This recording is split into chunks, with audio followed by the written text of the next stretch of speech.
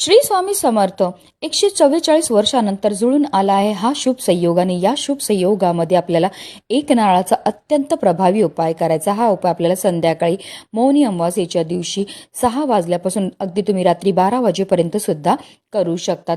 ह्या उपाय करता आपल्याला एक नारळ लागणार आहे, त्या नारळामध्ये पाणी असणं गरजेचं। आपल्याला देवघरामध्ये दिवा प्रज्वलित करून घ्यायचा आणि हा नारळ आपल्या उजव्या हातामध्ये आपल्याला पकडून उभं राहायचं आणि त्यावर आपल्याला जेवढा कापूर मावेल तेवढा ठेवायचा आणि देवघरामध्ये प्रज्वलित असलेल्या दिव्याच्या मदतीने आपल्याला हा कापूर प्रज्वलित करायचा आणि जिथपर्यंत कापूर प्रज्वलित आहे तिथपर्यंत निरंतर आपल्याला श्री स्वामी समर्थ श्री स्वामी समर्थ या मंत्राचा जप करायचा आणि संपूर्ण रात्रभर हा नारळ आपल्याला देवघरामध्येच ठेवायचा आणि दुसऱ्या दिवशी वाहत्या पाण्यामध्ये आपल्याला प्रवाहित करायचा आहे किंवा तुम्ही अगदी खड्डा खोदून त्यामध्ये हा नारळ जो आहे तो गाडू शकतात। अत्यंत प्रभावी उपाय। हा उपाय केल्यामुळे आपल्या घरामध्ये असणारी जेवढी पण नकारात्मकता, इडापिडा, दोष दूर होऊन आपल्या कुटुंबाची प्रगती होते।